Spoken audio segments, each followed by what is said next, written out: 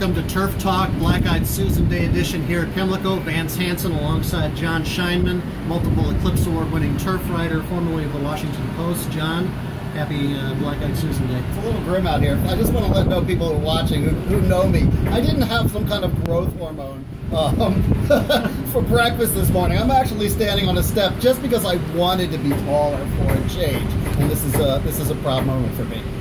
Well, it's like John says, it's a very gloomy day. It's been a gloomy week here in Baltimore. Sloppy track. They're off the turf for a few races today, but the stakes today are still on.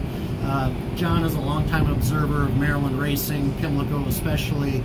Let's start off things here. Are there any things that you kind of look for and expect when the track is off here at Pimlico?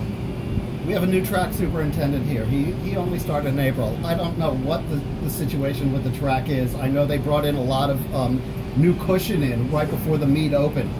How that's playing out, I don't know. I mean, we've seen them try to drain the track. We've seen them digging up near the rail yesterday. I don't even want to make a prediction. I normally like to play speed in the slop, and I think it's a focus. But for example, if you saw that Louis Carbajal horse, came out of the clouds and paid $44 yesterday. What it showed is that you can close here. And Tim Tulloch, who's one of the in-house announcers, made a really good point. There's a slight uphill incline in the home stretch at Pimlico, and you need to have some momentum. It's good to have momentum in the stretch, not be a tiring type of horse. My experience with this racetrack is that unlike a lot of other tracks, it gets really goopy. What really struck me was when Red Bullet won in the slop and beat Fusaichi Pegasus in the Preakness, and I remember walking out on the track, and I was like, this is like quicksand. So I think you need a combination of a horse that's very stout, in his breathing, and also really light on his feet to skip over this. Horses that really smash into the ground here, I think, are going to have trouble.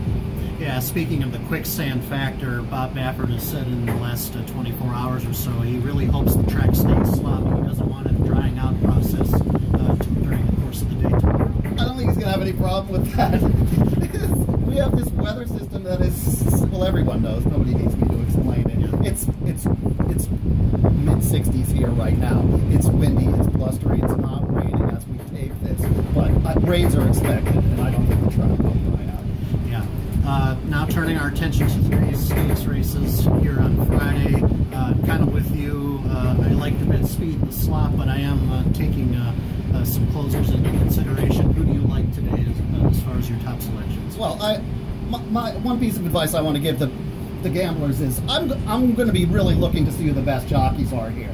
I'm expecting chaos. I'm expecting a lot of kickback. I want to go with guys like, let's say, a Javier Castellano, who I know, they know how to get position on the track.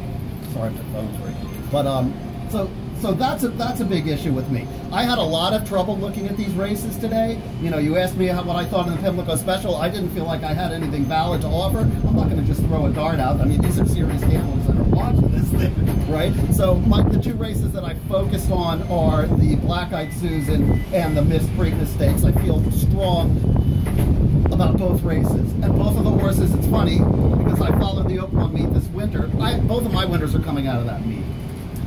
So who do you like in the Miss Preakness? I think I have an idea since you just mentioned Oaklawn. Well, it's Brad Cox with Good Move. This horse. He was. I'm looking at my notes. I'm sorry. He was just sensational down there. He whipped rock solid horses like Shanghai Tariff. I just think he's going to be the best horse. He's prepped up for this. He's getting he's picking up Luis Saez for this. It's a serious pickup to me to ride this race. I just think he's going to be the best. The only one other horse in that race that I really consider a strong threat is Almond Roca for Grand Motion. Very odd seeing him win those sprint stakes down in Tampa. That's not very motion-like when you have it in your head. Sprint stakes, right? So, but he did. Then he's prepped up at Fair Hill for this. I think that's very good. He's a Speightstown. He's got Speightstown in the bloodlines. That's top shelf slop breeding. You know, it's confirmed off-track breeding is out of Speightstown. And I just think he's a logical other contender, and that's a good exactor right there. Yeah, I leaned toward Almond Roca myself in that particular race. I bet her in the Smart Halo, her stakes debut last fall at Laurel. Broke from post 11, a really wide trip. Like you said, she rebounded, won a couple of stakes at Tampa. Then she crept on the turf in the Florida Oaks. Ran okay, but a mile and a 16th going on the turf just is not her game, I think. But what's interesting was she had success earlier on the turf, so it's you know, it's not like she was awful. She raced right up in the pace, and I think she finished 6th, maybe beaten by 3. It's not bad. It A, serves as a good prep for this, and B, it's an experiment that Motion is going to take.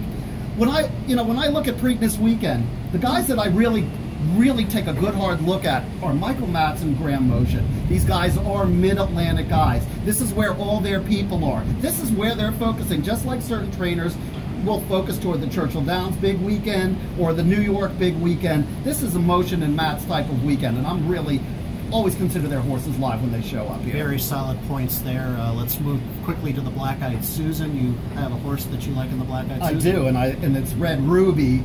I think this horse is going to be sensational. This horse came off a 2.5-month layoff and crushed Sassy Sienna and Cosmic Burst in the Martha Washington. Sassy Sienna was already in form, had just come off a win down there for that race. So that was a solid score there, and Sassy Sienna finished 3rd in the Honeybee and then won the Fantasy, beating Wonder Godot, who came back and was 2nd in the Kentucky Oaks. This is solid progression here. So Red Ruby was 4-5 in the Honeybee. Amy's Challenge, remember that horse? That's a missile. And that horse was in top form, so she clears off by like 5 lengths in that race. And Red Ruby broke tardily. It's not in the chart, but this horse worked its way all the way up into 2nd place, did all the work, and then Cosmic Burst kind of bumped with her in the stretch, and she was tired. She had done a lot of work. If she breaks correctly here, she's going to win this race. Excellent choice there. Black-Eyed Susan to me is kind of like the Pimlico Special is to you. I don't quite have a firm opinion, although in the Pimlico Special I'll just throw out the name of Something Awesome, who I think has been totally awesome since joining the Jose Corrales barn last fall. Just comes off a gutsy win in the Charlestown Classic. 2 of his 4 wins under Corrales have been in the slop. He's got some pace in this particular race, so I'm going to lean in his direction. House horse, right? House horse, and they won last year with the Shaman Ghost in the Pimlico Special as well. One other guy to watch out here this weekend is Dale Romans. He always throws a sneaky bomb on this weekend. He does point horses to here. I think Coach Rocks looks really logical as a top threat also in the Black-Eyed Susan, but I would just pay close attention to those horses. Motion, Matz, Romans. These guys are going to find a place to score.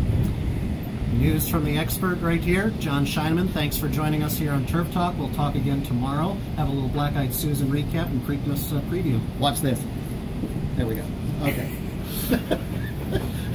Good luck, everybody. Good luck.